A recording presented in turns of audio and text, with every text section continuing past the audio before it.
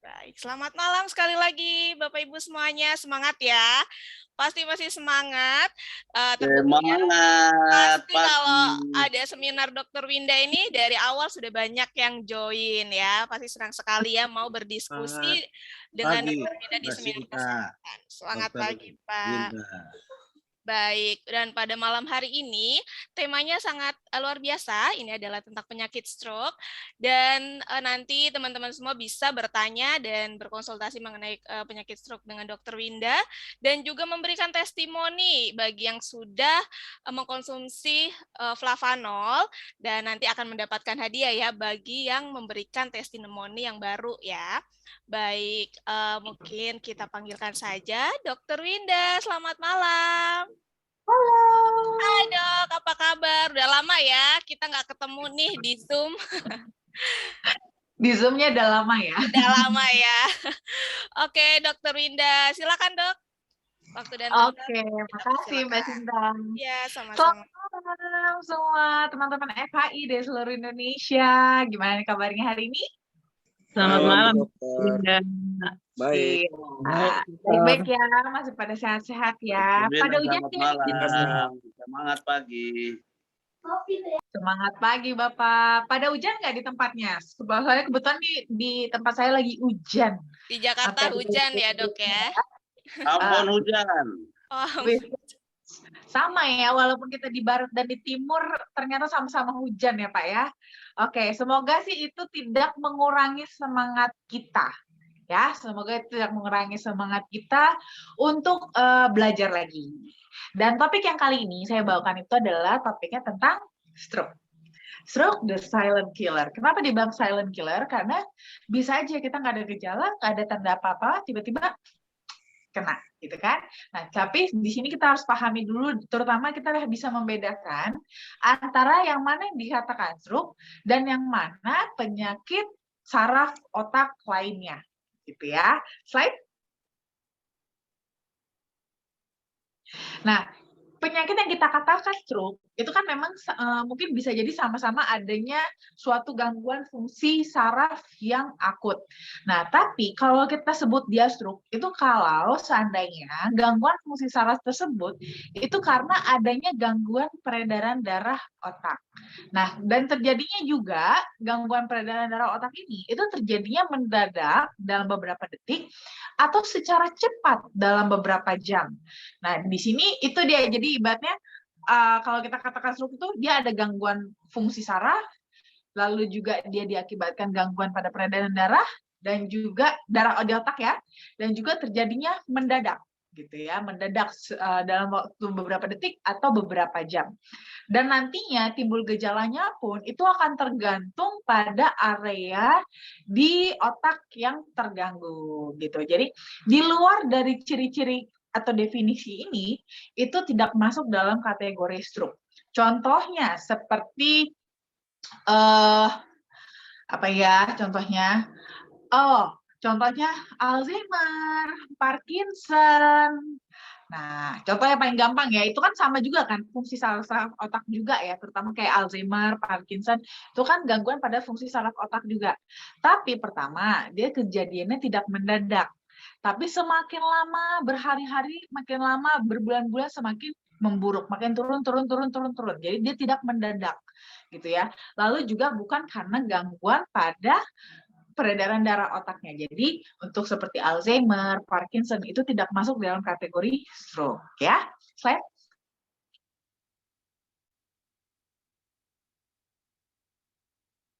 Slide.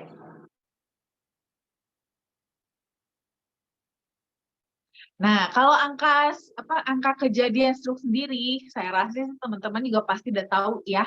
Itu dia masih yang paling tinggi ya, ganti-gantian aja tuh sama kakak adik ya antara stroke dengan jantung. Itu ganti-gantian aja yang juara 1, juara 2 penyebab angka kematian baik di Indonesia maupun di dunia. Ya, jadi memang saking tingginya masalah kardiovaskular tersebut sehingga juara 1 dan 2-nya itu tetap antara jantung atau stroke itu ganti-gantian aja tiap tahun. Dan itu memang berlaku tidak hanya di Indonesia saja tapi juga secara global ya, secara internasional juga demikian. Slide.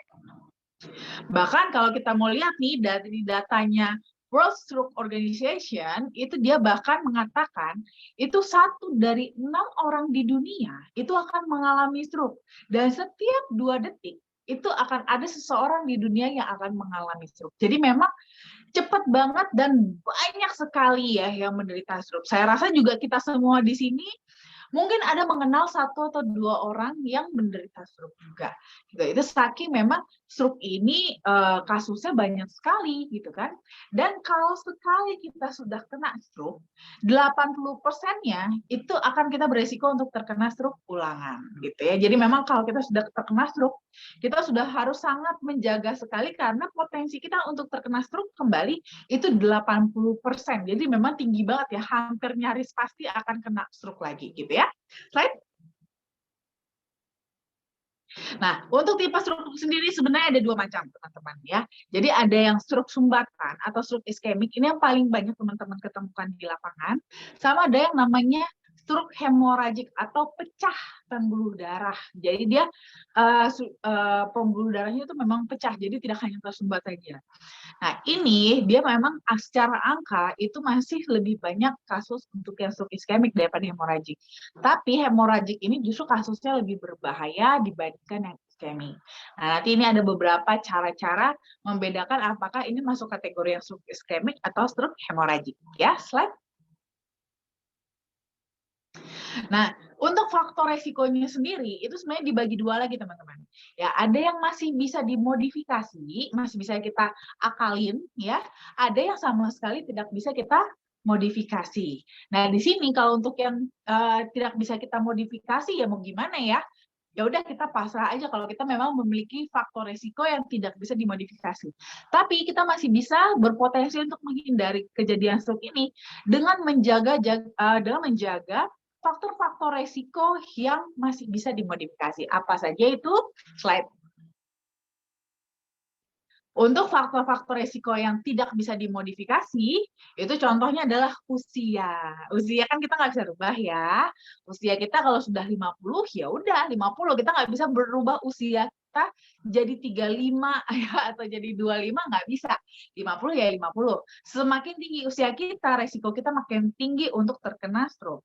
Lalu juga jenis kelamin. Laki-laki ya laki-laki, perempuan ya perempuan. Walaupun operasi kelamin, tapi tidak berarti sel-sel tubuh kita jadi berubah.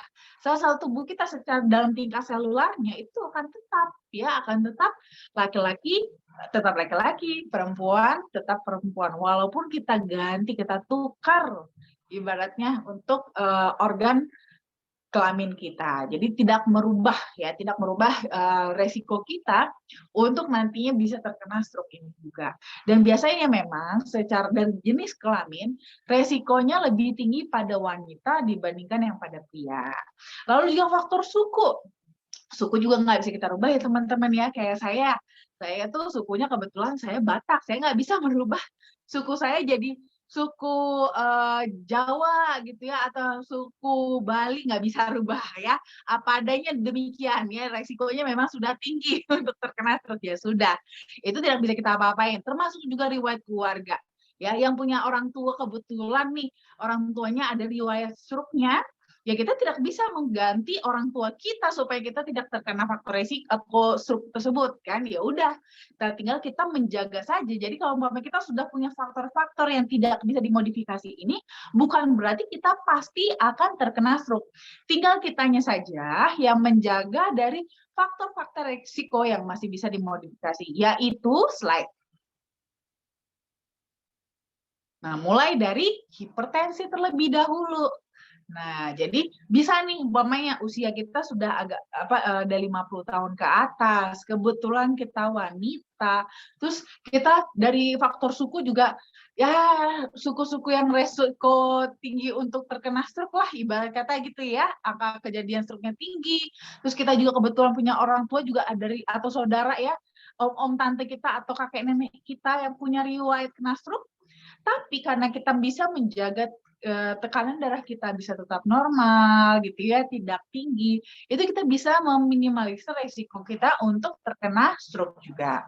Demikian juga dengan diabetes, terus juga kolesterol tinggi ya, dislipidemia, lalu juga mungkin kita memang sudah ada kelainan jantung, merokok ya, merokok, lalu makan yang berantakan itu masih bisa kita benerin ya, aktivitas fisik yang kurang itu masih bisa kita perbaiki ya, kita mulai tingkatkan lagi, dan juga obesitas. Nah, jadi faktor-faktor ini masih bisa kok kita modifikasi untuk meminimalisir peluang kita terkena serangan stroke. Slide.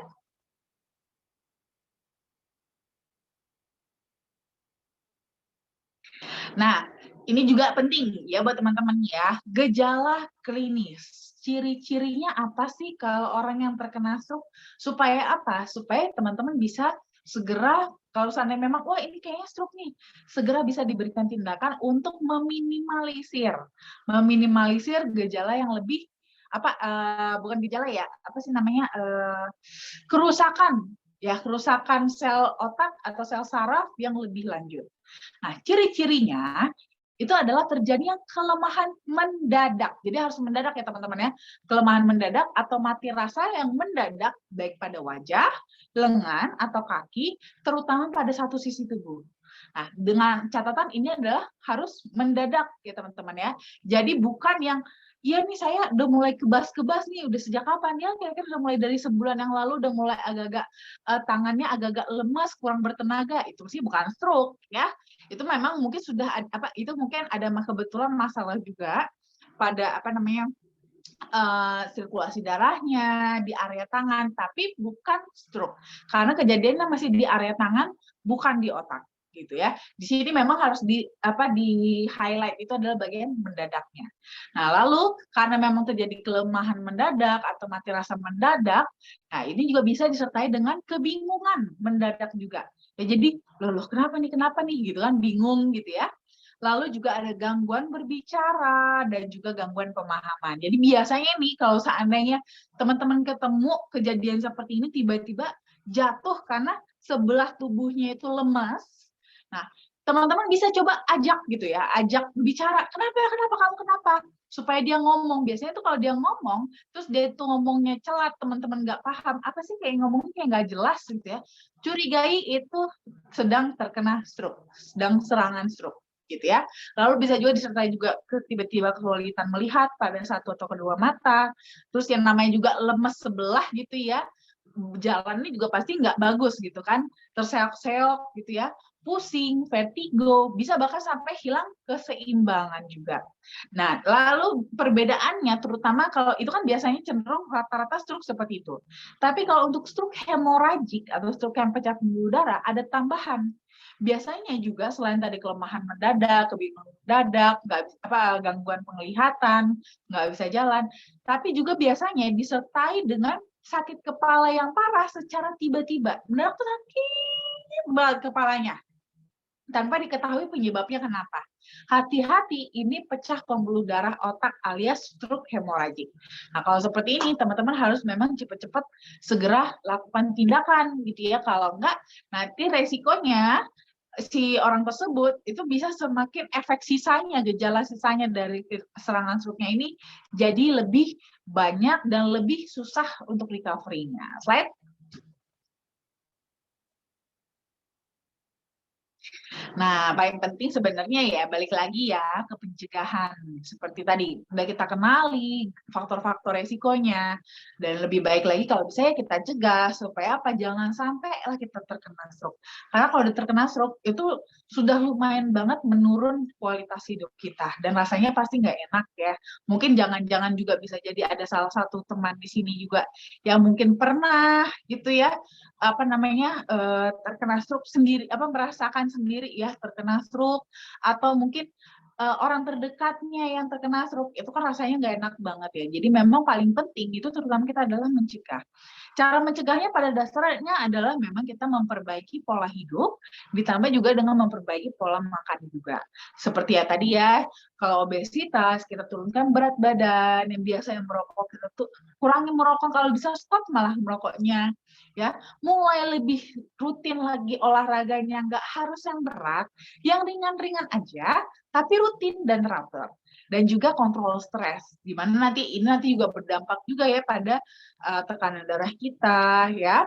Jadi kalau kita harus bisa sih ya mengontrol stres kita biar jangan terlalu stres, di mana itu tekanan darah tinggi tadi termasuk salah satu faktor risiko dari stroke juga. Lalu juga untuk makanan, ya terutama ya banyak konsumsi buah, sayur, kurangin makanan yang tinggi garam, lemak, dan juga minuman beralkohol. Inilah yang sebenarnya yang dasar-dasarnya bisa kita lakukan setidaknya untuk meminimalisir resiko kita untuk terkena serangan stroke. Slide. Nah, memperkenalkan produk kesayangan kita yaitu Flavanol yang diambil dari ekstrak biji kakao, di mana di sini dia kandungannya masih mengandung 80% kadar flavanol murni alamiah. Slide. Nah, flavanol sendiri itu dia merupakan salah satu dari 6 kategori flavonoid yang juga merupakan subclass dari polifenol. Nah, di mana di sini kandungan flavanol yang tinggi pada kokoa itu memang sudah terbukti ya secara klinis bermanfaat untuk fungsi kardiovaskular kita. Jadi kalau umpamanya kita konsumsi ini ya, dalam jangka pendek itu kita akan mendapatkan manfaat pelebaran atau dilatasi pembuluh darah. Namun kalau kita rutin mengkonsumsinya, jangka panjangnya kita juga bisa mendapatkan manfaatnya sebagai antioksidan. Namun karena dia memang bagus juga, namun dia ini gampang rusak dia bahannya ya. Jadi kita untuk mendapatkan kandungan flavanol yang tinggi juga nggak gampang. Harus menggunakan metode ekstraksi yang tepat agar flavanolnya nggak gampang rusak. Slide. Nah, untuk metodenya sendiri, metode ekstraksinya sendiri pun itu bahkan sudah dipatenkan oleh produsen kita yaitu Berry Callebaut, di mana metode yang mereka gunakan ini hanya mereka satu-satunya menggunakan metode tersebut, di mana metode ini itu dapat mempertahankan hingga 80% kadar flavanol murninya, di mana kalau kita bandingkan nih dengan proses pembuatan coklat yang konvensional itu sudah banyak yang hancur kadar flavanolnya, bisa berkurang sampai 60%. Jadi sisanya hanya tinggal setengahnya ya, 40%-nya aja.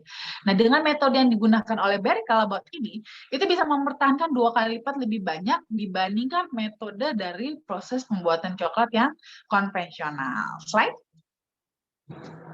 Selain itu juga kita ada studi klinis juga, di mana ini yang sebenarnya ada beberapa studi klinis, cuman yang saya ambil terutama yang memang berhubungan secara langsung ya untuk case kita yaitu pada kasus stroke ini.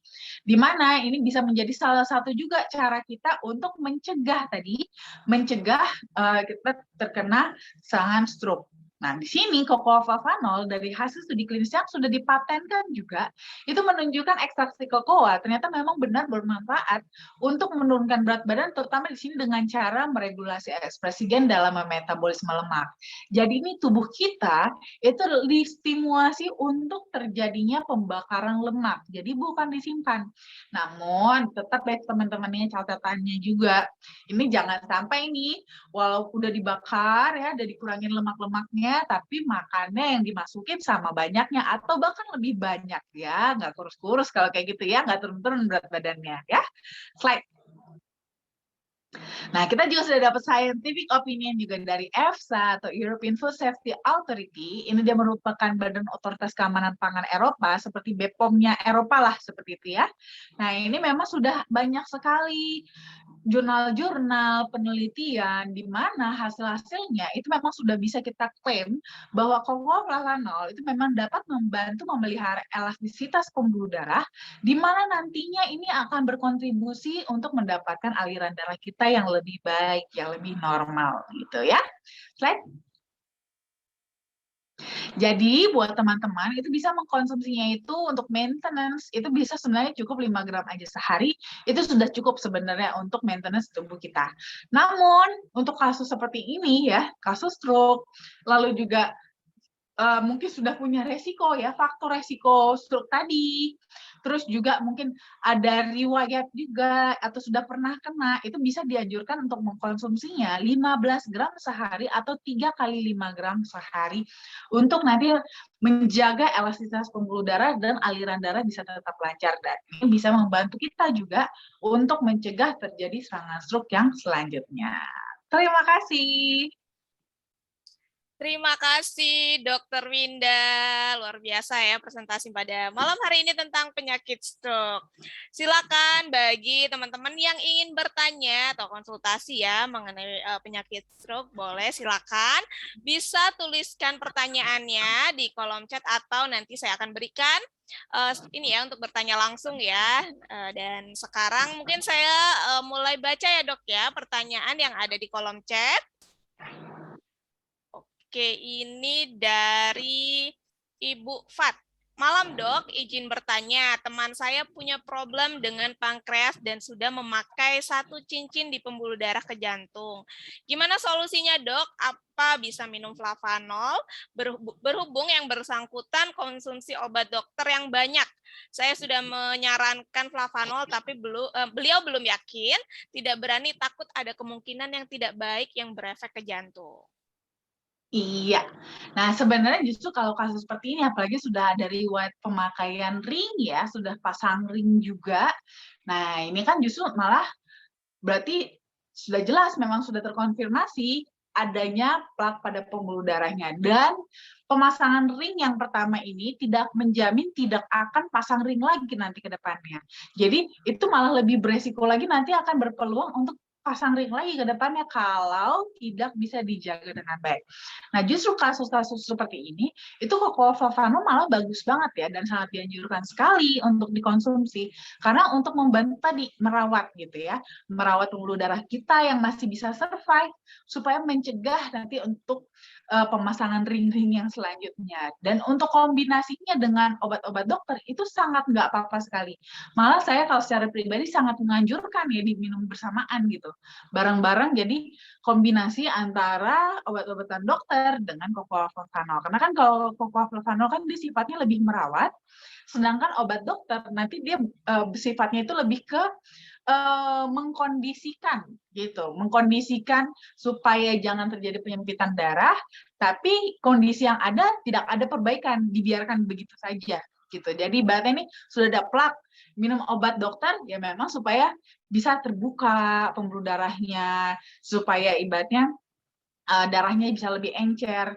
Cuman kerusakan-kerusakan itu akan dibiarkannya begitu saja. Makanya kenapa makin lama tetap aja ujung-ujungnya bisa pasang ring lagi. Nah, di sini dikombinasi dengan flavanol bisa membantu untuk mengcover yang tidak bisa dilakukan oleh obat dokter, yaitu tadi merawat sel-sel tubuh supaya bisa lebih baik, bisa membaik, bisa recovery lagi gitu. Justru sangat nggak masalah untuk dikombinasi dengan obat dokter. Nah, palingan kalau seperti ini biasanya kita anjurkan untuk konsumsinya diberi jarak waktu aja. Ya, diberi jarak waktu aja, cukup diberi jarak. Jadi baiknya nih konsumsi flavanol terlebih dahulu baru konsumsi obat dokter. Nah, nanti minum flavanol yang bisa dikonsumsi 1 sampai 2 jam sebelum jadwal nanti minum obat dokter. Gitu. Jadi nggak ada masalah sama sekali, ya. Oke, terima kasih Dokter Winda untuk jawabannya. Selanjutnya pertanyaan dari Bapak Afrizal. Selamat malam dok, apakah penyakit prostat dapat disembuhkan dengan mengkonsumsi cocoa flavanol ini dok? Oke, ya.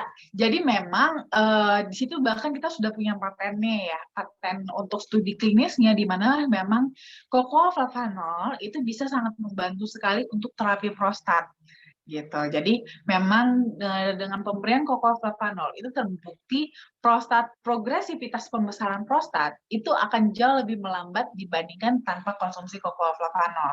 Bahkan selain itu juga bisa membantu supaya sel-sel prostatnya tidak bermutasi menjadi sel kanker. Gitu. Jadi sangat bagus sekali karena kan kalau pada pria itu memang hampir pasti ya, itu pasti akan menderita pembesaran prostat gitu kan. Sama sepertinya halnya pada wanita itu akan mengalami menopause, kalau pada pria itu akan mengalami pembesaran prostat. Nah, di sini dengan konsumsi cocoa flavanol, pembesarannya itu ditahan supaya tidak terlalu cepat yang sampai nanti kalau seandainya dia terlalu besar, pembesaran prostatnya, itu sudah mulai mengganggu organ-organ sekitar lainnya, di mana nanti inilah yang akan berimpact pada gangguan pada penurunan kualitas hidup gitu. Jadi memang sangat bagus sekali justru karena kita bahkan sudah punya paten klinis untuk studi klinis tentang prostat ini. Gitu. Jadi sangat bisa banget ya. Oke, terima kasih Dokter Winda untuk jawabannya. Selanjutnya pertanyaan dari Ibu Desi. Selamat malam dok, apakah flavanol ini bisa untuk anak berkebutuhan khusus? Ya, pada dasarnya sih bisa-bisa saja. Cuman gini, kalau untuk anak berkebutuhan khusus, itu kan mereka memang sudah punya masalah di tingkat genetiknya ya. Jadi memang kalau flavanol memperbaiki genetik ya tidak bisa, nggak di situ bagiannya. Tapi nanti perannya biasanya, karena memang sudah ada masalah-masalah pada genetiknya, ini biasanya pada anak-anak berkebutuhan khusus, itu akan berimpact juga pada organ-organ tubuh lainnya. Di mana organ-organ tubuh lainnya itu beresiko untuk mengalami juga mungkin bisa terjadi kecacatan atau kegagalan fungsi juga atau defek-defek gitu pada organ-organ tubuh lainnya. Nah, di sini perannya flavanol gitu bisa membantu untuk meminimalisir efek-efek samping tersebut supaya jangan sampai nanti bisa mengganggu tumbuh kembang si anak. Jadi lebih perannya ke sana aja. Gitu. Tapi apakah berarti bisa menyembuhkan dia dari kebutuhan khususnya? Tidak. Ya, anak tersebut akan tetap berkebutuhan khusus, tapi dari segi kesehatan itu bisa lebih baik, tumbuh kembang bisa lebih baik gitu. Oke, terima kasih Dokter Selamat Winda. malam, Dok. Selamat malam, baik Ibu. Nanti saya berikan waktunya ya, saya bacakan terlebih dahulu pertanyaan dari chat ya Bu. Nanti saya kasih kesempatan untuk yang bertanya langsung atau memberikan testimoni ya. Baik, selanjutnya ini pertanyaan dari Ibu Uci Rosita. Selamat malam Dokter Winda dan Mbak Diana. Oh, hari ini Bu Sinta, Bu. Baik, Dok, apakah pengguna keloid di badan itu bisa kita sarankan minum flavanol karena keloid di badan harus selalu disuntik? Dan habis disuntik menghitam, selalu timbul di area dada. Mohon saran dan cara konsumsinya. Terima kasih. Iya, nah kalau untuk keloid sama sih sebenarnya kalau keloid sendiri itu kan lebih ke sifat genetik juga sebenarnya ya, sifat genetik. Nah kalau untuk perubahan supaya dia tidak jadi keloid lagi sih nggak bisa gitu ya. Tapi bisa membantu untuk tadi menyembuhkan dari bekas-bekasnya. Nah, lebih ke bekas-bekasnya itu masih bisa. Seperti akibat yang menghitamnya ya. Itu kan karena kan keloid itu kan termasuk salah satu bentuk peradangan. Jadi flavanol ini karena memang dia punya efek antiinflamasi dan antioksidan juga, itu dia bisa bagus juga untuk kulit, nanti memperbaiki tadi regenerasi sel-sel kulit yang rusak tadi, yang menghitam, yang bengkak keloidnya, itu bisa dibantu dengan flavanol. Tapi sifat keloid pada tubuhnya, pada kulitnya itu akan menetap di sana. Gitu. Tapi jadi ibarat kata lebih untuk menghilangkan bekasnya ya, seperti itu. Oke. Terima kasih Dokter Winda untuk penjelasannya. Dan selanjutnya ada pertanyaan dari Bapak Haswan Hoir.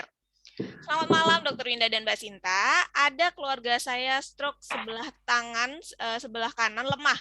Apakah stroke ringan dan juga berat mungkin ya? Dan umur berapa kena stroke? Sekian, terima kasih. Oh, mungkin ini lebih ke biasanya kebanyakan ya dok ya yang mengalami penyakit stroke ini sepertinya ya.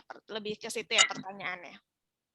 Oke, iya. Oke, kalau stroke sendiri kan sebenarnya itu terlepas dari stroke ringan atau stroke berat, sebenarnya sih sama aja kalau menurut saya pribadi ya. Ibaratnya itu kan hanya soal luasnya area yang terkena. Makanya dikategorikan ada stroke ringan, ada stroke berat. Tapi mau dia stroke ringan ataupun stroke berat, itu akan kembali lagi kepada tindakan yang kita lakukan, seberapa cepat kita melakukan tindakan penanganannya. Gitu. Jadi semakin cepat kita tangani, maka gejala-gejala tadi stroke ringan tadi seperti tadi ya, kalau tangannya sebelah tangan lemah atau separuh tubuh satu sisi tubuh itu lemah, itu bisa semakin lebih cepat gejalanya itu berkurang gitu. Jadi kembali normalnya lagi itu bisa lebih cepat kalau semakin cepat kita berikan tindakan. Nah, di sini juga untuk usianya sendiri, untuk orang terkena stroke juga sebenarnya itu bervariasi sekali, apalagi zaman sekarang ya.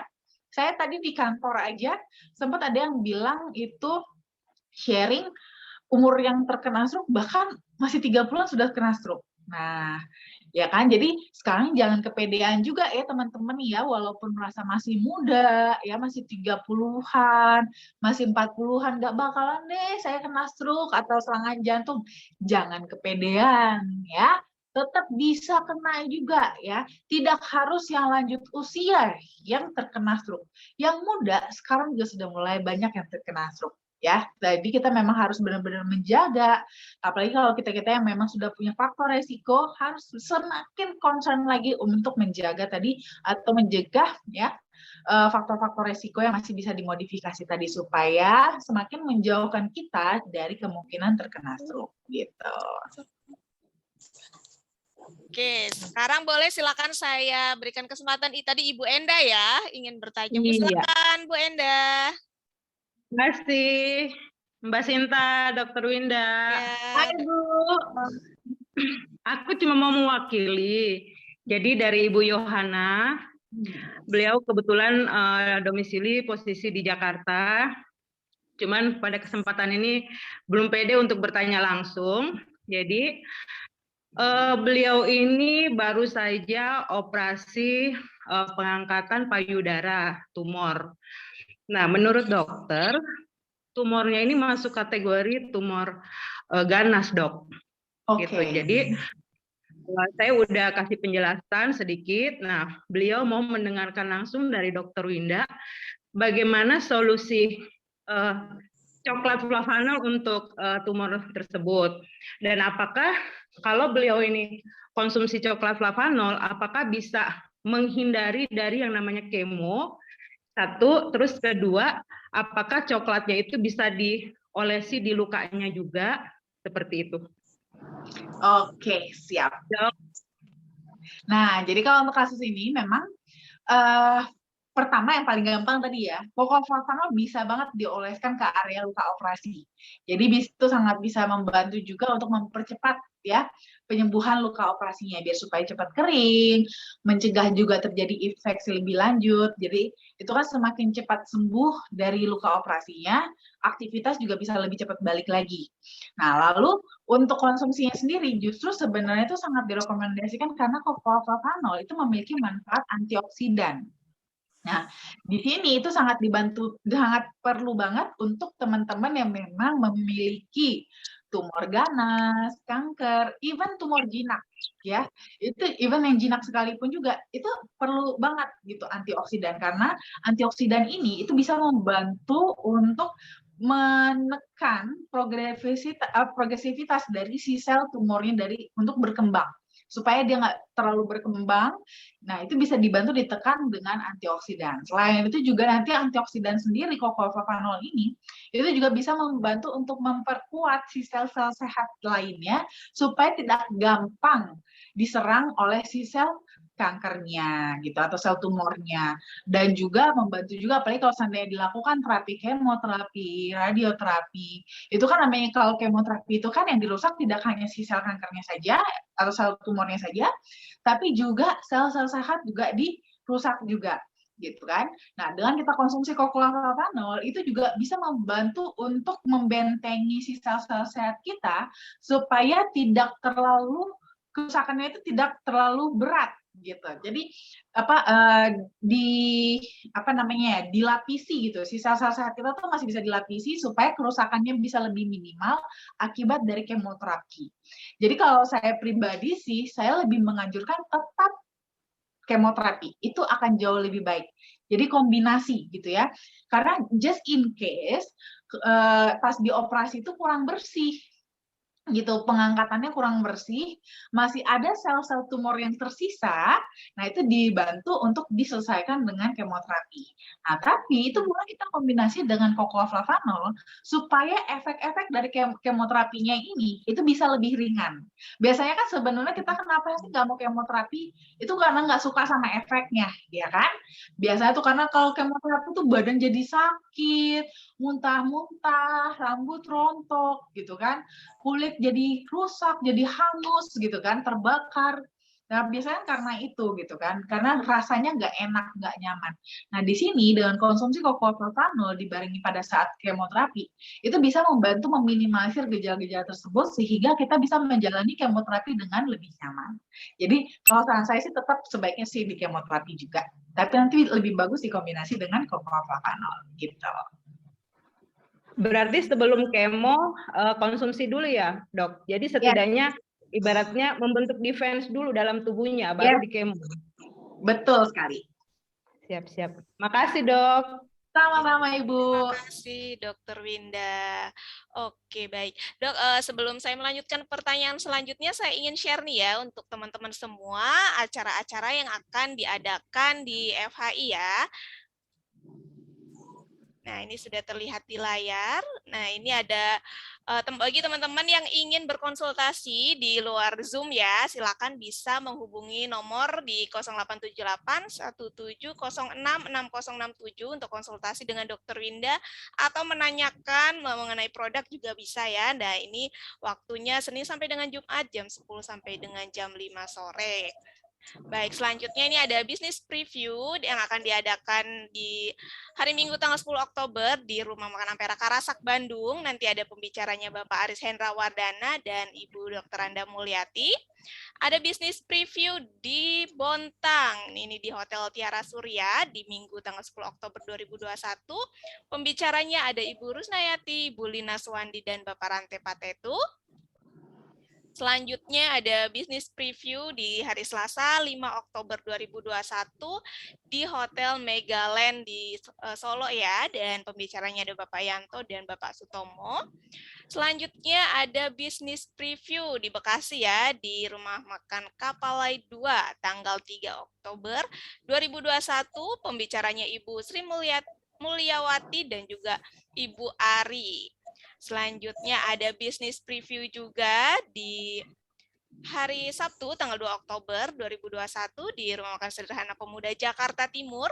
Pembicaranya ada Bapak Beni Mustafa, Ibu Ari, dan juga MC-nya ada Bapak Bobi. Dan selanjutnya ada bisnis preview di Jogja di Emersia Hotel Sabtu tanggal 2 Oktober 2021 ada pembicaranya Ibu Dea dan juga Ibu Lisa. Dan bagi yang di kantor di Jakarta, bagi yang berdomisili di Jakarta, maksud saya nanti bisa datang ke kantor pusat FHI di Tomang, Jakarta Barat. Nanti di hari Sabtu 2 Oktober 2021 ada bisnis preview, nanti pembicaranya ada Bapak Yudo dan juga Bapak Zainuddin. Ya, itu tadi acara-acara ya yang akan diadakan di FHI. Bagi teman-teman yang ada di sekitar tempat acara, ayo silakan bisa langsung datang ya ke tempat acara untuk mengikuti bisnis preview-nya.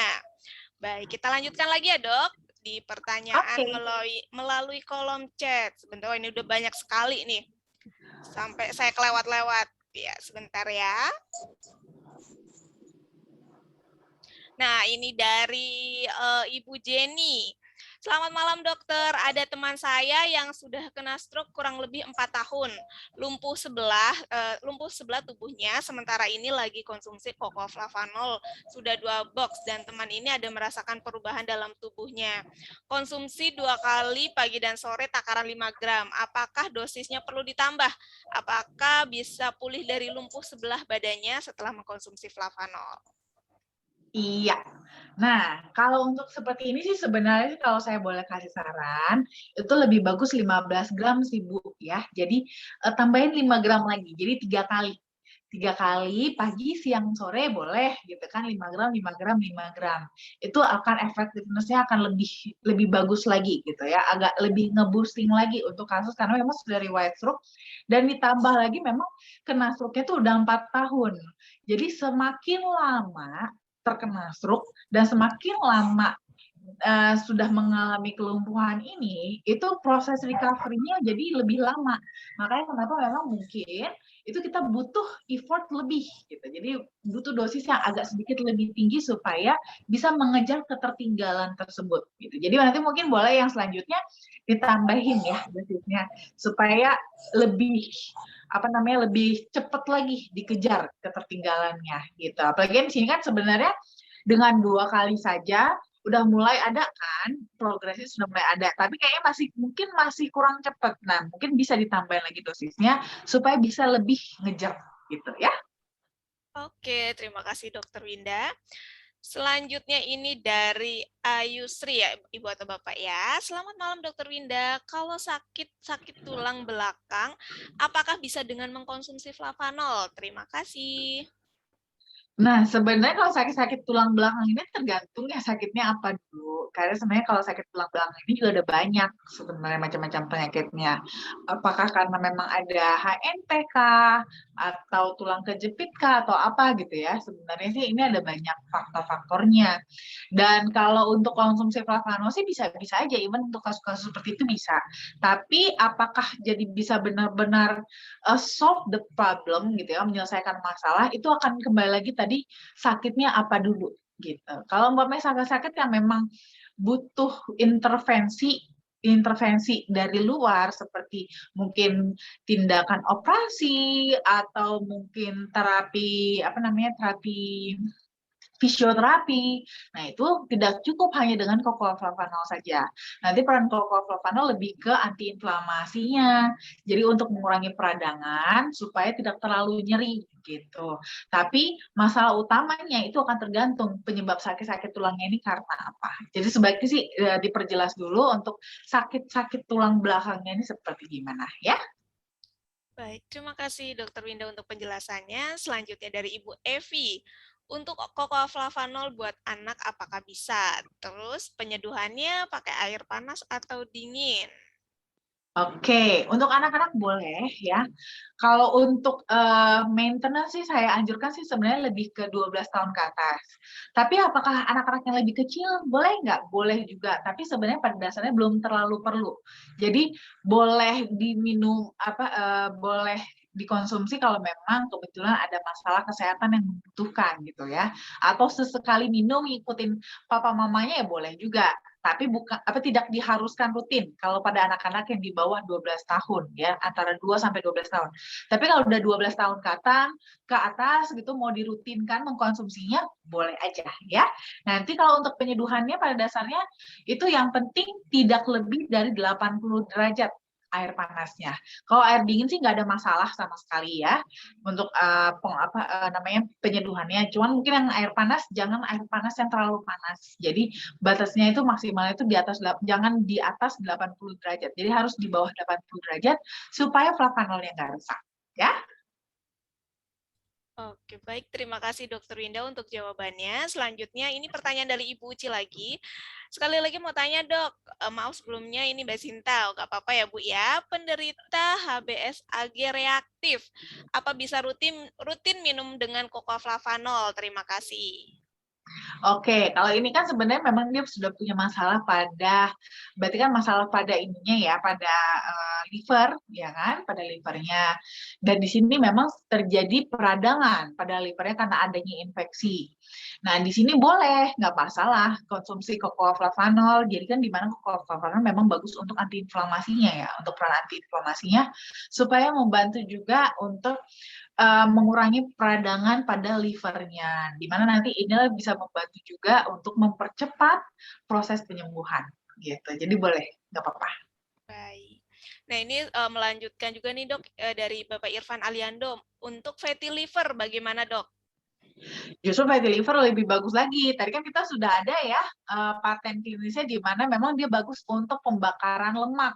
Nah, jadi di sini juga jelas bagus sekali untuk teman-teman yang memang punya fatty liver. Jadi bisa membantu juga untuk pembakaran lemak-lemak pada liver supaya livernya itu bisa lebih bersih gitu. Jadi justru malah bagus. Oke, terima kasih Dokter Winda.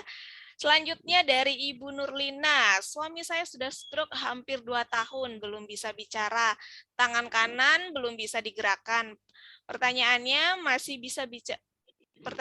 bisa bicara dan sembuh nggak dok? Iya, kalau sampai total saya sih nggak bisa janji ya, karena itu akan tergantung kepada kepada sel-sel tubuhnya sendiri kecepatannya untuk beregenerasi gimana. Tapi namanya peluang itu tetap pasti masih ada. Ya, jadi kalau saran saya sih untuk kasus seperti ini malah kalau bisa sih segera mungkin diberikan Flavanol karena walau bagaimanapun masih baru 2 tahun sih, kayak yang tadi aja yang sebelumnya aja sudah 4 tahun masih ada hasilnya gitu, masih ada progres perkembangan, apalagi yang masih baru 2 tahun, gitu kan? Jadi semakin cepat dilakukan tindakan, diberikan terapinya, itu bisa hasilnya lebih baik. Gitu. Selama ibaratnya mumpung nih sel-selnya itu masih belum terlalu fatal banget rusaknya, gitu ya. Dan belum terlalu luas banget kerusakannya, jadi semakin cepat kita lakukan tindakan itu akan semakin baik. Nah, kalau untuk ini tetap ya dosisnya sih saran saya 15 gram ya atau 3 kali 5 gram. Gitu. Oke, baik. Terima kasih Dokter Winda. Nah, mungkin saya berikan kesempatan ya bagi teman-teman yang ingin bertanya, bisa 1 orang, dan juga yang ingin testimoni nih, saya berikan kesempatan 1 orang, dan nanti ada sesi lainnya lagi ya, supaya nanti bisa semuanya terbaca. Bu Diana dari Ambon, Ibu Elsye. Oh iya, Ibu Elsye. Silakan Ibu. Ibu Diana, selamat malam. Selamat malam. Dokter Winda. Halo Bu Elsye. Teman saya sakitnya itu pada bagian pusar. Pusarnya itu membengkak seperti benjolan kelereng, seperti lebih besar dari kelereng. Nah, ini seperti ini sakit apa, Dok? Kalau kita mau kasih Flavanol bagaimana? Saya minta penjelasan dari Ibu Dokter Winda. Terima kasih. Oke, kalau udah pernah dilakukan pemeriksaan belum, Bu? Iya, Dokter Winda pernah sudah ke dokter, kemudian sering-sering nyeri, dokter.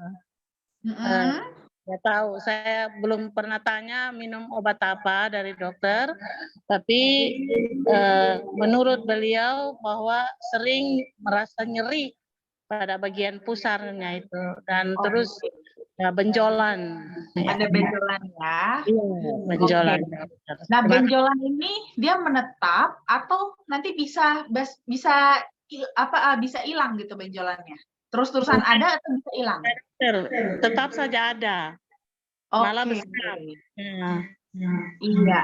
Kalau seperti ini sih sebenarnya ada beberapa kemungkinan. Ya, ada beberapa kemungkinan. Bisa tumor, ya. Kalau menetap bisa tumor. Tapi kalau tadinya dia masih sempat atau mungkin ibaratnya sekarang sih menetap, tapi sebelumnya dia sempat hilang, kondisi tertentu nanti nonjol, itu biasanya bisa jadi hernia. Nah, nanti ini sebenarnya sih baiknya sih dipastikan, boleh datang dulu ke dokter untuk dilakukan pemeriksaan lebih lanjut, umpamanya di USG gitu ya, untuk memastikan apakah ini tumor kah, atau kista, atau hernia gitu. Baiknya seperti itu sih. Oh iya dokter Winda, terima kasih Dokter Winda. Sama-sama Bu Elsye. Terima kasih Bu Elsye. Baik, terima kasih. Ini sudah ada yang bertanya. Nah, ini untuk testimoni. Silakan ada yang ingin memberikan testimoninya nih supaya teman-teman yang hadir di sini bisa lebih yakin ya untuk mengkonsumsi Flavanol. Silakan. Ada yang ingin memberikan testimoninya? Halo, selamat malam. Selamat malam. Selamat malam Mbak Sinta. Oh iya, selamat malam Pak Marcel ya. Pak Marcel boleh dinyalakan kameranya Pak, biar teman-teman di sini semuanya bisa lihat. Bentar ya. Oh ya, baik. Ya, halo, selamat malam. Selamat malam Pak Marcel, apa kabar? Ya. Baik Mbak Sinta. Ini mewakili dari teman saja untuk Mbak Amika Yatun yang ada di seberang Samarinda. Beliau pingin testimoni tapi masih malu-malu katanya. Ya. Bisa dibuka mute-nya sama videonya Bu Ami. Oh, Bu Ami, silakan Ibu. Boleh Bu, dibuka aja nggak apa-apa. Kita sama-sama ya, biar bisa teman-teman tuh dengerin testimoninya. Silakan Bu Ami. Masih malu-malu nih Bu Aminya ya. Masih malu-malu Nggak apa-apa kayaknya. Bu Ami. Gak usah takut Bu Ami. Silakan, halo Bu Ami. Ya, oh Bu Ami. Boleh dinyalakan Suaranya, Bu. mic-nya Bu, suaranya. Nanti dapat hadiah Bu dari FHI.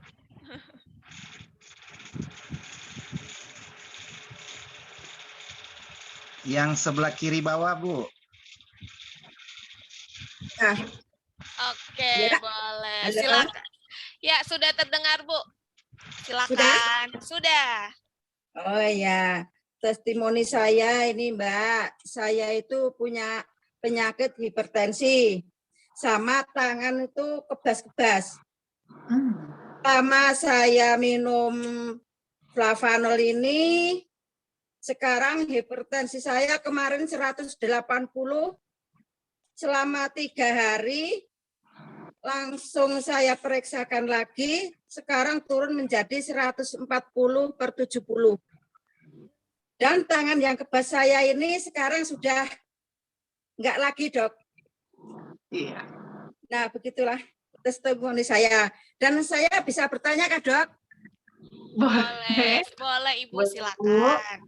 Ya, sini saya punya kerabat, Dok, punya penyakit stroke, tapi ya sudah agak lumayan. Tangannya itu sering getar-getar gitu, Dok. Ya.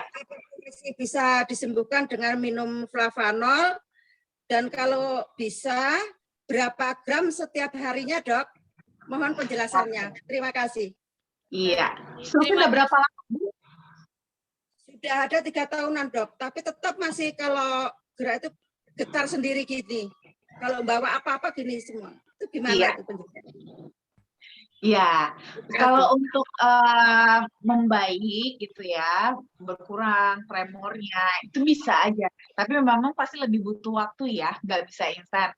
Karena kan stroke-nya sudah 3 tahun, gitu kan. Memang kita butuh waktu lebih sabar gitu ya untuk kesembuhannya. Nah, untuk dosisnya sih saya anjurkan itu mulai dari 15 gram, Bu. Ya, boleh 3 kali 5 atau sekali minum langsung 15 gram juga boleh. Ya, gitu. Jadi supaya untuk mengejar ya, sama kayak tadi, mengejar ketertinggalan dari yang 3 tahun ini, gitu. Dok, jawabannya. Baik, Selamat terima malam, Ibu. kasih Dr. Winda dan juga Ibu Ami. Nanti dapat hadiah ya Bu. Untuk hadiahnya nanti bisa hubungi ke nomor konsultasi Dr. Winda atau juga ke nomor saya ya. Nanti nomornya bisa ditanyakan ke Pak Marcel ya. Baik, Ya, terima terima kasih kasih, Ibu Kak. Ami. Ya baik, makasih Mbak Sinta. Iya, sama-sama Pak. Baik, Ya. saya lanjutkan. Baik, Ya. saya lanjutkan ya Dok untuk pertanyaan di kolom chat nih. Ada Ibu Desi. Selamat malam Dok. Mau bertanya lagi. Teman saya sakit di lutut kemungkinan karena pernah jatuh dan dokter bilang ada otot yang tertarik. Jadi seperti syaraf kejepit. Apakah bisa dengan mengkonsumsi flavanol dan dosisnya berapa banyak? Iya, bisa dengan konsumsi flavanol untuk mengurangi peradangannya, jadi supaya tidak terlalu nyeri. Tapi ini perlu diperhatikan, kan katanya kan ada otot yang ketarik. Nah, pastikan otot yang tertarik ini tidak berubah posisi, ya, tidak berubah posisi akibat jatuhnya tersebut. Kalau terjadi perubahan posisi, nah ototnya itu harus dibalikin dulu, ya. Nanti dokternya akan melakukan gitu ya. Ototnya akan dikembalikan dulu ke posisi yang seharusnya, baru nanti habis itu kita terapi. Nah, tapi ini sih kalau lihat kondisinya sih seharusnya tidak ada perubahan posisi ya dari ototnya. Jadi ototnya sudah oke, cuman mungkin masih bersisa gitu, masih bersisa rasa nyerinya. Nanti ini bisa dibantu dengan flavanol untuk mengurangi peradangannya supaya nyerinya berkurang dan ototnya bisa lebih cepat untuk recovery-nya. Nah, kalau untuk dosisnya sih saya anjurkan sih mulai dari 2 kali 5 gram juga cukup kok sebenarnya kalau untuk kasus ini ya. Oke, terima kasih Dok untuk jawabannya. Selanjutnya dari Ibu Mistiah. Selamat malam Dok, bagaimana cara mengatasi penyakit ambeien yang sudah lama, hampir 40 tahun? Ya, kalau ambeien apalagi ini udah lama banget ya 40 tahun ya berarti ya. Kalau seperti ini sebenarnya kan ambeien itu kan akibat dari pecahnya pembuluh darah di area sphincter anus kita gitu kan. Lalu terbendung akhirnya ada tonjolan ambeien tersebut. Nah, di sini sebenarnya timbul karena memang bisa jadi tekanan di area anus itu terlalu tinggi, mungkin karena feses kita terlalu keras gitu kan, feses terlalu keras, ditambah lagi juga mungkin bisa jadi juga karena pembuluh darah yang memang rapuh di area tersebut sehingga gampang pecah. Nah, di sini bisa dibantu dengan Cocoa-Flavanol terutama untuk tadi pembuluh darah yang rapuhnya gitu ya, supaya dia lebih elastis jadi nggak gampang pecah. Nah, tapi tetap ya kalau kita tidak membantu juga mengkombinasi juga dengan memperbaiki kualitas dari feses kita, yaitu nanti bisa berulang lagi. Kayak tadi kan awalnya mungkin pembuluh darahnya sih nggak rapuh, tapi karena tadi tekanannya tinggi akibat tadi feses kita yang terlalu keras, ya kita ngeden, ya pecah-pecah juga ujung-ujungnya kan. Nah, jadi kita juga bisa bantu juga untuk nanti lebih perbanyak konsumsi serat, banyakin minum air putih sama olahraga-olahraga yang ringan. Itu akan membantu juga memperbaiki kualitas dari feses kita supaya lebih lunak, jadi tidak memberikan tekanan yang terlalu berlebih di area sekitar anus. Gitu. Jadi itu bisa membantu juga mengatasi ambeiennya, ya. Baik, terima kasih Dr. Winda untuk jawabannya. Selanjutnya ada pertanyaan dari Bapak Adi Sanjaya. Selamat malam dokter, saya menjalani ketoafastosis. Saat ini menjadi sangat kurus. Saya baru tahu dari dokter tadi bahwa flavanol bikin kurus. Jadi nanti saya makin kurus dong, padahal saya mau gemuk. Ya, tadi kan seperti yang saya katakan, memang Cocoa-Flavanol itu membantu untuk meningkatkan metabolisme lemak supaya jadi energi. Tapi kalau seandainya kita makannya tetap banyak, ya kita bukannya kurus malah jadi naik berat badan gitu. Jadi di sini walaupun Bapak ingin menaikkan berat badan, tapi kan ibaratnya mau menggemukkan badan, tapi kan bukan mau menggemukkan dengan lemak, ibaratnya seperti itu. Karena itu malah jadi nggak sehat. Lebih bagus umpamanya kita menaikkan berat badan, menggemukkan badan itu dengan otot. Nah, disinilah yang kita bantu gitu, justru dengan Cocoa-Flavanol supaya naiknya berat badan Bapak nanti itu bukan karena lemak yang berlebih gitu, tapi lebih karena memang massa otot Bapak yang semakin meningkat. Jadi naik berat badannya naik, tapi dengan cara yang lebih sehat gitu. Nah, kalau seperti ini sebenarnya sih nanti akan tinggal Bapak atur aja sih kalori yang dimasukkan, kalori yang dikonsumsi gitu ya. Ibarat kata nih kebutuhan Bapak sehari itu kalorinya itu sebenarnya standarnya 1.500 gitu kan. Ya Bapak tinggal konsumsi lebih dari 1.500 kalori aja. Sebenarnya begitu sederhana kok kalau mau naikin berat badan sebenarnya. Nah, apalagi dengan dibantu Cocoa-Flavanol, jadi asupan yang lebih dari 1.500 tadi, kelebihan dari 1.500 tadi, yang tidak perlu atau yang tidak sehat seperti lemak, itu bisa dibakar menjadi energi supaya yang disimpan di dalam tubuh cukup yang memang yang sehat-sehat aja seperti lebih ke protein gitu. Jadi tetap bisa kok menaikkan berat badan dengan Cocoa-Flavanol, nggak masalah ya. Justru malah menaikkan berat badannya jadi lebih sehat, nggak cuma asal gemuk gitu. Oke, terima kasih Dr. Winda untuk penjelasannya. Selanjutnya pertanyaan dari Ibu Fatima Zahra. Selamat malam dok, saya Yohana. Oh, Ibu Yohana yang bertanya ya dari Jakarta. Ibu Enda tim. Ini timnya Ibu Enda, maaf. Mau bertanya apakah flavanol untuk saya yang habis operasi tumor payudara dapat mengkonsumsi flavanol dan boleh kemo? Apakah boleh? Oh, tadi yang sudah ditanyakan oleh Ibu Enda langsung ya. Baik, kita ke pertanyaan selanjutnya. Dari Bapak atau Ibu Asmuransyah. Malam dokter, apakah ada batasan atau jumlah flavanol untuk penderita stroke? Oke, kalau untuk batas atas sebenarnya sih untuk sampai saat ini belum ada ya. Dari hasil penelitian pun masih belum ada batas atas dalam mengkonsumsi Cocoa-Flavanol, tapi adanya lebih ke batas bawah yang dianjurkan. Nah, kalau untuk kasus stroke tadi sudah saya infokan, untuk batas bawahnya konsumsinya itu 15 gram atau 3 kali 5 gram. Nah, apakah boleh lebih dari itu? Boleh ya. Jadi nanti akan tergantung nih, nanti boleh minumnya mulai dari bertahap aja, nanti bertahap ditambah ya. Awalnya coba dulu di 15 gram, udah merasa enak, boleh ditambah jadi 20, jadi 25 supaya semakin dikejar lagi dan progresnya bisa lebih cepat gitu ya. Atau mau bertahan di 15 gram juga boleh aja, bebas ya. Oke, terima kasih dok. Dan selanjutnya dari Bapak atau Ibu Kasiani. Selamat malam dokter, untuk yang punya penyakit autoimun, apakah bisa disembuhkan dengan minum flavanol? Terima kasih. Ya, kalau untuk autoimun sendiri juga sebenarnya bisa dikatakan penyakit seumur hidup ya. Dia nggak bisa sembuh tapi bisa dikontrol gitu. Sama seperti diabetes, hipertensi, itu tuh nggak bisa sembuh, tapi bisa dikontrol gitu. Nah, nanti dengan kokoflavanol, karena memang di dalam kokoflavanol ini kan dia punya manfaat tadi ya. Kalau kita rutin konsumsi kokoflavanol, itu kita akan mendapatkan manfaatnya sebagai antioksidan, di mana itu bisa membantu juga untuk menekan agresivitas dari atau hipersensitivitas dari sel-sel imun kita supaya jangan sampai terlalu agresif atau terlalu aktif yang sampai malah bisa menyerang sel-sel tubuh kita sendiri. Jadi bisa bantu juga untuk mengkontrol angka serangan dari penyakit autoimunnya. Jadi boleh banget dikonsumsi ya. Oke, selanjutnya ini ada pertanyaan dari Bapak Kamarudin. Selamat malam dokter, mau menanyakan mertua saya jari-jari kakinya sering kesemutan sampai kadang terasa sakit apalagi pas bangun tidur, tapi sampai sekarang belum pernah dilakukan pemeriksaan. Tapi saya curiga karena gula darahnya tinggi, apakah bisa berkurang atau sembuh dengan bantuan flavanol dok? Terima kasih.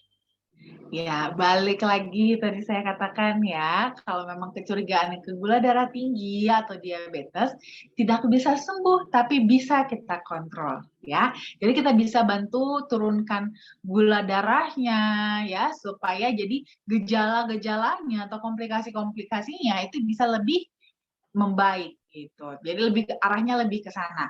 Nah, jadi di sini nanti kan memang kokoflavanol itu memang bisa membantu untuk merangsang sensitivitas, meningkatkan sensitivitas terhadap insulin.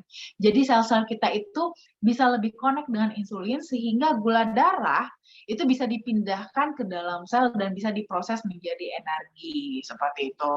Jadi tidak menumpuk di dalam pembuluh darah kita sehingga kadar gula darahnya tidak tinggi dan itu bisa membantu juga meminimalisir kerusakan lebih lanjut di organ-organ lain termasuk di pembuluh darah sehingga nih kejadian seperti kaki sering kesemutan ya sakit pagi-pagi gitu ya ini bisa semakin lama-lama bisa lebih membaik gitu. Nah kalau untuk dosis konsumsinya sih saya anjurkan sih mulai dari 15 gram ya 3 atau 5 gram 3 kali 5 gram seperti itu untuk nanti progresnya bisa lebih baik. Dan jangan lupa banyak minum air putih dan juga kontrol makannya ya, karena percuma kalau seandainya sudah dibantuin lantas dengan kokoflavanol, dibersihin dengan kokoflavanol, tapi pola makan, pola hidupnya tidak diperbaiki ya sama aja. Berarti kita habis beres-beres, habis bersih-bersih dikotorin lagi ya, nggak bersih-bersih jadinya ya, nggak kelar-kelar gitu. Oke, siap dok. Dan selanjutnya, ini pertanyaan dari Bapak Ramlan. Selamat malam dok. Kalau untuk penderita MAH kronis, apakah cocok mengkonsumsi flavanol? Boleh tetap mengkonsumsi kokoflavanol, namun biasanya sih kalau saya anjurkan untuk penderita MAH ya, konsumsinya sesudah makan aja. Jadi nggak usah sebelum makan. Takutnya terlalu sensitif, malah MAH-nya tuh malah terpicu. Karena memang kan kokoflavanol ini kan dia masih pure coklat ya, pure kakao. Jadi dia masih membawa asam alami dari si biji kakaonya gitu. Jadi biasanya untuk pada penderita MAH agak bisa beberapa orang itu yang agak terlalu sensitif itu bisa tertrigger MAH-nya. Jadi lebih amannya dikonsumsinya bisa setelah makan aja ya. Baik, thank you dok untuk jawabannya. Selanjutnya ini pertanyaan dari Ibu Sari Rahmawati. Selamat malam Dokter Winda, bagaimana ya dok untuk yang sudah mengkonsumsi obat dokter dan konsumsi obat herbal juga, apakah aman saja jika ditambah lagi dengan mengkonsumsi flavanol? Dan yang pastinya sudah diberi jarak saat minum masing-masing, apakah boleh atau harus dihentikan salah satu herbalnya dulu dok? Ya, pada dasarnya sih nggak ada masalah sih ya. Kalau umpamanya masih bisa memanage waktu konsumsinya sih sebenarnya semuanya diminum juga nggak masalah gitu ya. Yang penting masih ada masih bisa diatur jam-jam waktu untuk konsumsinya gitu. Nanti setelah itu boleh dievaluasi kira-kira mana yang masih bisa diteruskan, mana yang sudah tidak terlalu perlu lagi untuk diteruskan gitu. Nanti tinggal evaluasinya aja ya. Oke, baik. Terima kasih, Dokter Winda. Selanjutnya ini ada Pak Aceng, tapi bukan pertanyaan ya, Dok. Assalamualaikum. Waalaikumsalam. Selamat malam, Teh Lucinta dan Dokter Winda. Terima kasih atas semua ilmunya. Di bisnis Flavanol sangat hebat, di samping produknya baik untuk kesehatan, dan yang paling penting saya juga di sini bisa lebih tahu tentang kesehatan. Terima kasih, Dokter Winda. Luar biasa penjelasannya. Sama-sama, Pak Aceng. Dan selanjutnya ini dari Ibu Yuniar. Dok, demensia konon tidak bisa disembuhkan. Jadi fungsi flavanolnya di mana? Iya, betul memang. Kalau demensia itu sulit disembuhkan. Jadi gini ya, di sini peran flavanol, demensia itu makin lama akan semakin memburuk kondisinya. Makin turun, dan makin turun. Nah, jadi di sini justru fungsi flavanol adalah untuk menghambat gitu, menghambat percepatan dari penurunan demensianya. Jadi supaya jangan makin turun. Jadi biar pelan-pelan aja progresivitasnya itu yang dihambat. Itu nanti di situ perannya flavanol. Sama seperti tadi yang kasus prostat. Prostat bisa nggak jadi nggak pembesaran prostat? Nggak bisa, karena memang sudah takdirnya demikian. Ya pada pria memang pasti akan mengalami pembesaran prostat gitu. Memang itu sudah jalannya. Tapi yang bisa kita lakukan apa? Kecepatannya dalam membesar itulah yang diperlambat. Sama seperti kasusnya pada demensia. Apakah bisa disembuhkan? Memang sangat-sangat sulit sekali sampai dikatakan tuh nggak bisa disembuhkan. Kenapa? Ibaratnya untuk menyembuhkan demensia itu butuh waktu yang panjang. Sekarang pertanyaannya, apakah pasiennya masih punya waktu yang panjang? Ya kan? Mending kalau umurnya masih panjang juga, ibaratnya seperti itu. Makanya kenapa dianggap tidak bisa disembuhkan, karena ekspektasinya usia untuk proses penyembuhannya mungkin bisa butuh waktu puluhan tahun, sedangkan pasien tersebut biasanya sudah lansia, di mana kemungkinannya usia yang masih puluhan tahun pun biasanya sudah jarang yang kejadiannya orang yang mengalami demensia itu sampai puluhan tahun. Biasanya pun bahkan orang yang sudah mengalami demensia rata-rata kemungkinan umurnya hanya tinggal beberapa tahun saja. Makanya angka kejadian sembuh dari demensia itu belum ditemukan. Gitu. Jadi tapi di sini apa sih yang bisa kita lakukan? Tinggal membantu untuk memperlambat progresivitas kerusakannya gitu. Jadi sehingga demensianya itu nggak sampai yang langsung cepat banget ngedropnya. Jadi lebih ke sana fungsi flavanolnya gitu. Baik, terima kasih Dokter Winda untuk penjelasannya.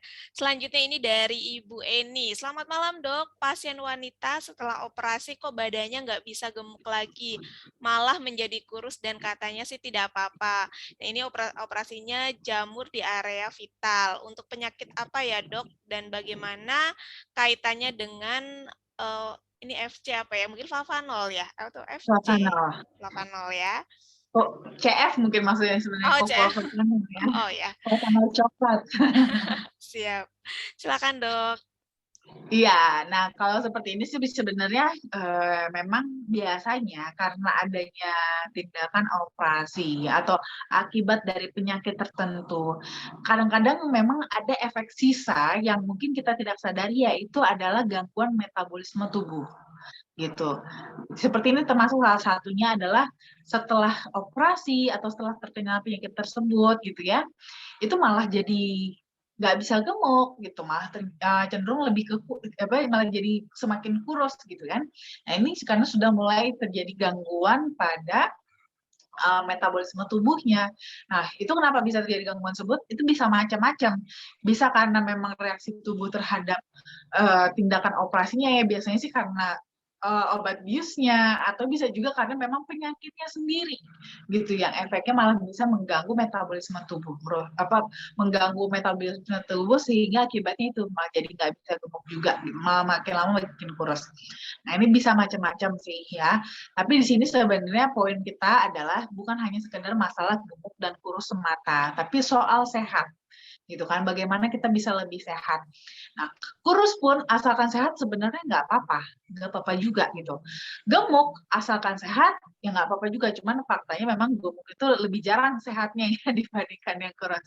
Nah, jadi di sini peran kokoflavanol itu memang lebih ke menjaga tetap sehat aja yang penting, terlepas dari gemuk atau kurusnya. Dimana terutama di sini yang fokus dari kokoflavanol adalah perbaikan pada pembuluh darahnya supaya aliran darah bisa lebih baik. Walaupun kurus, jangan sampai kurang gizi, ya, kekurangan nutrisi. Nah, itu bisa dibantu dengan kokoflavanol. Jadi di sana dia perannya nanti, ya. Oke, baik. Terima kasih Dokter Winda untuk penjelasannya.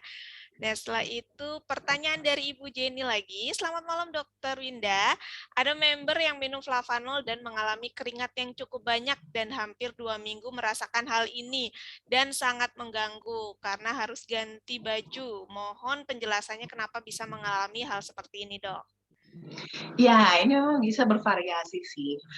Bisa jadi ini memang karena faktor detoksifikasinya, gitu ya. Salah satu pengeluaran dari hasil detoksifikasi itu bisa melalui keringat memang. Jadi sebenarnya sih kalau ini mengganggu sebenarnya ini justru masih mending ya. Untung cuma keringetan ya, keringetan yang cukup banyak. Kita hanya perlu ganti baju. Ada banyak yang rasa untuk proses detoksifikasinya jauh lebih tidak nyaman dibandingkan ini ya. Ada yang sampai buang-buang air, ada yang rasanya sampai sakit kepala dan segala macam, itu jauh lebih tidak nyaman lagi dibandingkan hanya sekedar keringat yang cukup banyak. Jadi kalau seperti ini sebenarnya nggak ada masalah ya, terusin aja minum flavanolnya. Ini sedang proses detoksifikasi, tapi dijaga minum banyak air putih ya, airnya cairan harus cukup karena kebetulan ini kan memang banyak keringat, jangan sampai nanti terjadi dehidrasi. Itu aja yang penting dijaga ya. Oke, baik Dok. Terima kasih untuk penjelasannya. Selanjutnya ini dari pertanyaan dari Bapak Agus. Hai Diana dan Dr. Winda yang cantik. Oh baik, nanti saya salah sampaikan ke Mbak Diana ya Pak. Baik, selamat malam. Aku mau bertanya. Pada waktu gula darah 250, minum kokoflavanol 150 gram gula darah menurun. Tapi begitu habis yang 150 gram, saya mencoba yang box hijau yang 100 gram. Gula darah naik, tapi naiknya sedikit-sedikit. Apa karena saya kurangi obat dokter atau detox dari produk kokoflavanol box hijau? Mohon masukannya dari Bu Dokter Winda. Silakan, Dok. Ya, kalau ini sih kemungkinannya lebih karena mengurangi obat dokter ya. Kalau saya sih biasanya menganjurkan mengurangi obat dokter itu jangan terlalu cepat. Ya, setidaknya dalam 3 kali pemeriksaan ya hasilnya tetap stabil, tetap baik, baru mulai dikurangin obat dokternya. Kalau ini kan lihatnya kan baru minum 150 gram, mungkin ini baru sekitar 1 bulan karena sudah mulai membaik, pindah ke yang 100 gram dan obat dokternya juga dikurangin, baru udah mulai agak naik sedikit untuk gula darahnya. Nah, sebenarnya sih kalau menurut saya ini kemungkinan karena memang penurunan gula darahnya itu masih belum cukup stabil gitu, belum cukup stabil. Jadi untuk sementara sih saran saya tetap dulu aja obat dokternya dipertahankan sampai nanti 3 kali cek. Biasanya 3 bulan itu kan tiap bulan ya, sebulan biasanya kan 3 kali cek atau sekitar 3 bulan, hasilnya bagus terus, baru nanti mulai dicoba dikurangin obat dokternya ya. Karena walau bagaimanapun ibaratnya kata dikasih kesempatan dulu aja tubuhnya itu untuk recovery ya, jangan langsung dilepas. Kalau dilepas dalam kondisi dia masih belum benar-benar fit atau compatible nih sel-sel tubuh kita, itu nanti hasilnya tetap kurang maksimal gitu, sayang. Biar aja dia fokus dulu untuk recovery si sel-sel tubuh kita, terutama sel-sel pembuluh darahnya ya, supaya nanti pada saat nanti obat dokter sudah mulai dikurangi, itu sudah bisa tersubstitusi dengan sendirinya oleh si sel-sel tubuh kita gitu. Sel-sel darah kita, sel-sel tubuh kita itu sudah bisa lebih siap untuk bekerja mandiri seperti itu. Jangan langsung dikurangin terlalu cepat ya. Oke, siap Dok. Terima kasih untuk jawabannya. Selanjutnya ini pertanyaan dari Ibu Siti Rahayu. Selamat malam Dr. Winda. Apakah flavanol dapat membantu penyembuhan penyakit Bell's palsy? Terima kasih. Iya, justru bisa ya kalau untuk Bell's palsy, karena sebenarnya Bell's palsy itu agak-agak mirip, agak ya, tapi berbeda dengan stroke. Agak mirip aja. Dia kan sebenarnya kalau stroke itu dia masalahnya justru pada saraf pusatnya yang di otak, kalau Bell's palsy justru pada saraf perifernya, cuman lokasinya kebetulan di muka gitu ya. Jadi memang berdekatan dengan apa namanya saraf pusat, tapi sebenarnya dia yang terkena itu justru saraf perifernya sehingga terjadilah Bell's palsy. Nah, ini kan sebenarnya kalau penyebab Bell's palsy sendiri sebenarnya sampai saat ini belum jelas sih penyebabnya apa. Tapi memang penyebab apapun itu mengakibatkan peradangan pada persyarafan perifer sehingga terjadi kekakuan pada sebagian area wajah gitu kan. Nah, ini bisa dibantu dengan kokooflavanol karena memang kokooflavanol itu dia memiliki efek antiinflamasi. Jadi bisa membantu untuk mengurangi peradangan pada persyarafan perifer di area wajah tersebut sehingga nanti Bell's palsy-nya makin lama bisa makin membaik gitu. Jadi bisa ya. Nah, untuk dosisnya nanti sih saya sarankan sih 3 kali 5 gram ya 15 gram supaya progresnya lebih cepat. Gitu. Baik, terima kasih Dokter Winda untuk jawabannya. Nah, ini pertanyaan terakhir Dok dari Ibu Lina Kosasi. Selamat malam Dok, teman saya konsumsi flavanol sudah 1 minggu, tapi setelah mengkonsumsi, pagi sampai sore mengantuk berat dan lemas seperti tidak bertenaga. Kenapa ya Dok penyebabnya?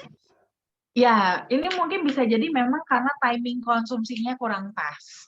Bisa jadi ini untuk konsumsi teman ibu ini, itu dia lebih cocok dikonsumsi justru pada malam hari. Gitu ya, jadi biar lebih pas pada saat setelah konsumsi kokooflavanol, mungkin bisa jadi dia terjadi detoksifikasi dalam tubuh sehingga di situ agak terpakai energinya banyak di proses detoksifikasi tersebut sehingga agak terkuras dan akhirnya itu dia rasanya badan lemas gitu ya. Jadi mungkin ini lebih ke timing ya, timing konsumsinya aja dipindah ke malam hari. Jadi kalau malam hari setelah minum flavanol kan kita bisa bawa tidur. Nah, bawa tidur juga karena kebetulan juga katanya jadi ngantuk berat juga kan, dibawa tidur aja. Terus nanti pada saat tidur pun energi kita tuh akan terfokus kepada proses detoksifikasi ini, tidak terbagi-bagi dengan kegiatan yang lain sehingga tidak kita nggak ngerasa badan seperti lemes gitu. Jadi lebih ke soal timing konsumsinya aja, ya. Baik. Oke Dok, terima kasih untuk jawaban-jawabannya ya. Nah, pertanyaan juga sudah habis di kolom chat dan waktunya juga sudah menunjukkan pukul 9 lewat ya di waktu Indonesia bagian Barat. Nah, mungkin saya tutup saja Zoom pada malam hari ini. Sekali lagi terima kasih Dokter Winda dan untuk teman-teman semua yang hadir pada malam hari ini. Sampai ketemu lagi di Zoom yang lainnya ya. Dan jangan lupa tetap kenalkan dan konsumsi kokooflavanol ya. Baik, terima kasih semuanya. Selamat malam, selamat beristirahat. Terima kasih Dokter Winda. Sama-sama. Terima kasih Sinda. Terima kasih Pak Beni. Terima kasih Mbak Cinta, Dokter Winda. Terima kasih. Selamat istirahat Terima ya kasih Pak semuanya. Ferdi. Selamat beristirahat. Sehat-sehat terus ya. Sama-sama. Selamat beristirahat juga Dokter Winda. Terima kasih Dokter Winda. Sama-sama. Terima kasih Dokter. Sama-sama Ibu.